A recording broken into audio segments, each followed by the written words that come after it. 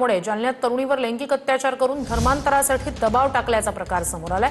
25 वर्षीय पीडितेच्या तक्रारीनंतर पारत पोलीस ठाण्यात गुन्हा दाखल करण्यात आलाय। 2016 पासून अत्याचार होत असल्याची या पीडितेची तक्रार आहे। शेख इम्रान शेख हबीब याच्यासह चौघांना अटक करण्यात आली।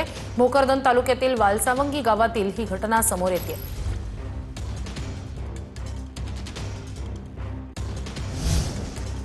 तर जालन्याच्या भोकरदन वालसावंगी इथे लैंगिक अत्याचार करून धर्मांतरासाठी दबाव टाकल्याचा आरोप करण्यात आलेला आहे। 25 वर्षीय पीडितेनं या संदर्भात तक्रार दाखल केली आहे। या प्रकरणी चौघांवर सध्या गुन्हा दाखल करण्यात आलेला आहे। 2016 पासून अत्याचार होत असल्याचे या तक्रारीत नमूद आहे। शेख इम्रान शेख हबीबसह चौघांना लैंगिक अत्याचार आणि धर्मांतरासाठी दबाव आणल्याप्रकरणी ताब्यात घेण्यात आलंय।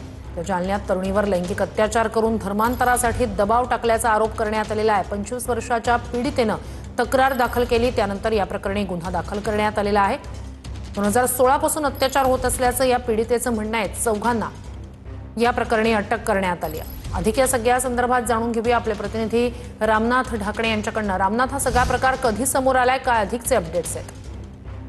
श्रुती, आपण पाहू शकतो की भोकरदन तालुक्यातल्या वालसावंगी गावातील ही घटना आहे। जेव्हा ही तरुणी 2016 मध्ये इयत्ता 9वीत शिकत होती तेव्हापासून या प्रकरणातला जो मुख्य आरोपी आहे शेख इम्रान शेख हबीब हा तिच्या संपर्कात होता आणि त्याने वारंवार तिच्यावर लैंगिक अत्याचार देखील केल्याची माहिती समोर आलेली आहे। तशी तक्रार देखील तरुणीने भोकरदन तालुक्यातल्या पारत पोलीस ठाण्यामध्ये दिलेली आहे आणि या पीडित तरुणीच्या तक्रारीवरून जे आहे ते 4 जणांना या प्रकरणामध्ये आता अटक करण्यात आलेली आहे। पोलिसांचा सखोल तपास जो आहे तो आता सुरू झालेला आहे आणि अगदी दुपारी 2 वाजता या 4ही आरोपींना पोलीस आता न्यायालयात हजर करणार आहे। त्यामुळे यामध्ये काय धक्कादायक खुलासे समोर येतात हे देखील पाहणं महत्त्वाचं ठरणार आहे। श्रुती, नक्कीच मोठी आणि महत्त्वाची घडामोड आहे। जालन्यात तरुणीवर लैंगिक अत्याचार करत धर्मांतरासाठी दबाव आणण्यात आलेला आहे। या प्रकरणी गुन्हा दाखल करत चौघांना अटक करण्यात आलेली आहे। 2016 पासून हा सगळा प्रकार सुरू होता असं 25 वर्षाच्या या पीडितेनं पोलीस तक्रारीत नमूद केलंय।